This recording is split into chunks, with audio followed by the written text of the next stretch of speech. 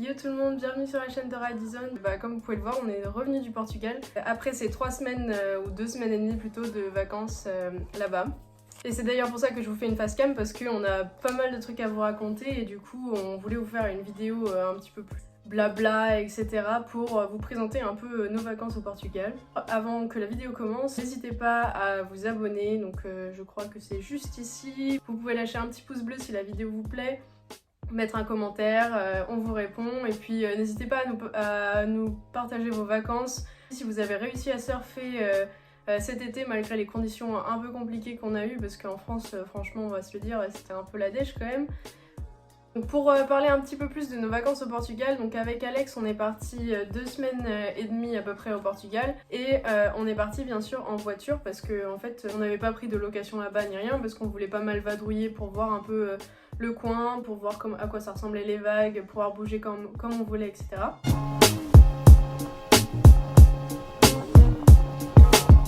Donc en fait on a décidé d'aménager la voiture un peu comme un van, donc ça nous permettait de dormir où on voulait sans réserver quoi que ce soit et puis d'aller où on voulait pour surfer toutes les vagues du Portugal si on voulait. Donc comment on dormait au Portugal? Il y a pas mal d'endroits comme des falaises ou des petits parkings de plage qui sont vraiment éloignés des villes, donc c'était pas mal pour se poser là. Donc nous on n'a pas eu de soucis là-dessus et on a plutôt bien dormi, c'était des spots plutôt calmes, franchement c'était cool quoi parce qu'en plus on dormait près de la plage, on avait le spot juste à côté au réveil, enfin le rêve quoi. Ce qu'on a fait concrètement au Portugal, on a fait le trajet et puis on est descendu jusqu'à Peniche, donc c'est une péninsule un peu au nord de Lisbonne et c'est parce que si vous suivez cette chaîne c'est que vous vous intéressez un peu au surf, donc vous connaissez, c'est là où il y a le méga spot de Supertubos. Donc il fallait qu'on aille voir ça parce que c'est quand même mythique. Après on n'y va pas forcément dans la période où c'est le mieux, mais bon on voulait quand même voir à quoi ça ressemblait, si potentiellement on pouvait surfer là-bas. Donc bien sûr on a surfé à Supertubos parce qu'on a eu de la chance et on a eu pas mal de jours où Supertubos a fonctionné. Donc certes c'était pas des conditions énormes, mais bon ça permettait de tester un shore break bien puissant et puis d'essayer de prendre quelques tubes, même si c'était des petits, enfin, c'était pas des vagues de 3 mètres mais franchement c'était hyper fun et ça permettait de tester une vague creuse puissante etc. Qu'on n'a pas trop l'habitude d'avoir ici chez nous en Vendée, donc franchement très bonne expérience. On est resté pas mal de temps à Peniche et on a surfé on a eu une dizaine de sessions à Supertubos, quelque chose comme ça. Ensuite on a trouvé un autre spot dans le coin juste à côté de Supertubos, ça s'appelle Consolação.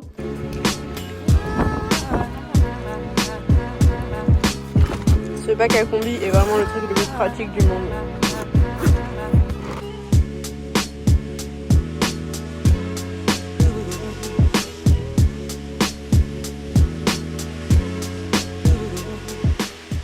Donc là c'est un reef avec une droite qui fonctionne plutôt à marée basse et qui déroule super bien. Par contre pas mal de rochers, pas mal d'oursins, donc l'entrée d'eau difficile et puis fallait s'habituer un peu aux rochers là-bas. Ensuite on est descendu un petit peu plus du côté de Ericeira.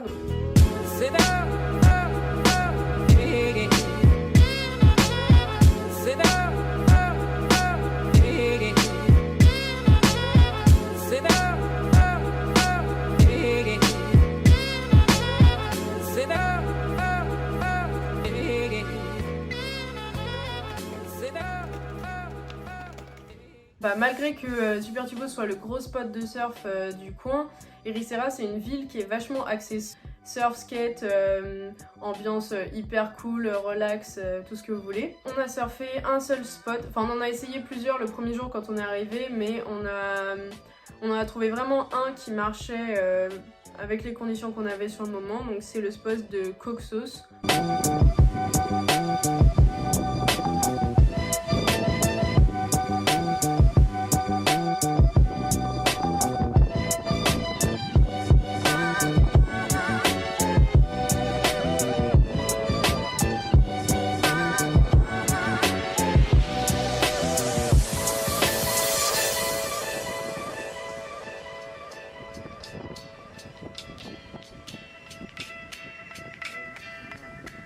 Donc c'était des vagues pareil, une droite sur un reef avec une ambiance beaucoup plus cool, un petit peu plus reculée que Consolaçao, c'était pas dans la ville donc fallait marcher, fallait trouver un peu le spot.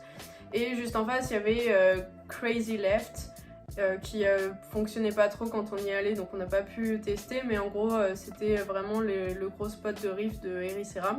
C'est un spot qui est connu pour être des vagues très tubulaires, grosses, difficiles à surfer. Nous, quand on y allait, c'était une houle qui n'était pas orientée comme il fallait, donc on n'avait pas du tout de tube. C'était vraiment une vague droite, facile à surfer, bien pour les manœuvres, une petite vague d'été quoi, sympa.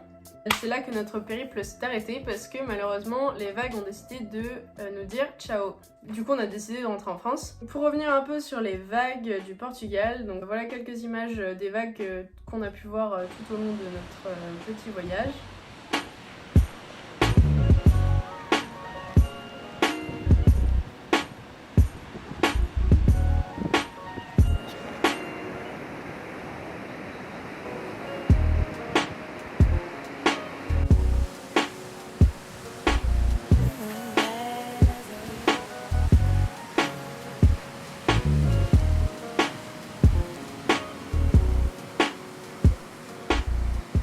Les vagues, en soi, comment c'était là-bas? Eh bien, ce qu'il faut savoir, c'est que le vent dominant au Portugal, c'est un vent de nord, en été en tout cas.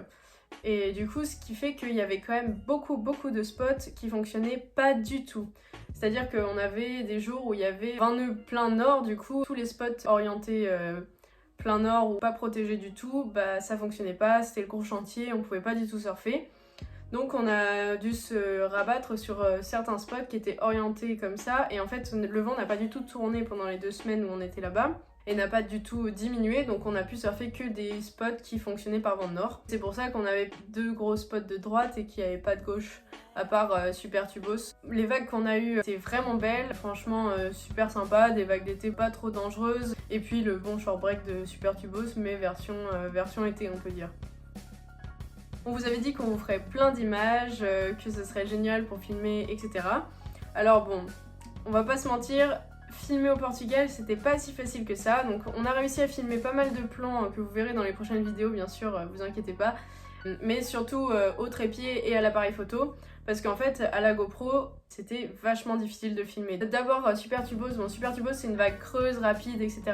Mais c'était un spot qui était relativement facile à filmer à la GoPro vu que c'était un beach break, multi-pic, il n'y avait pas trop de monde. Par contre les spots comme Coxos ou Consolaçao étaient beaucoup plus difficiles à filmer à la GoPro parce que les deux étaient des point break, du coup bah, déjà tu te concentres pour avoir une vague.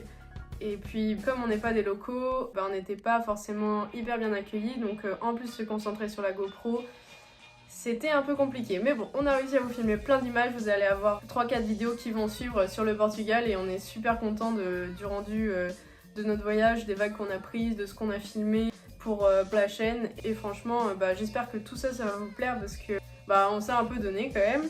Et enfin, le dernier point, c'est bah, que j'ai commencé un peu à en parler. Est-ce qu'il y a beaucoup de localisme au Portugal? Eh bien, oui. Et c'est pour ça qu'on va vous faire une vidéo totalement dédiée au localisme dans les semaines qui vont venir. Comme ça, on vous parlera un petit peu plus du localisme sur chaque spot qu'on a pu voir, les difficultés rencontrées, etc. Bon, sur ce, je vous laisse avec plein d'images en vrac et plein de vidéos de notre voyage au Portugal. Allez, ciao!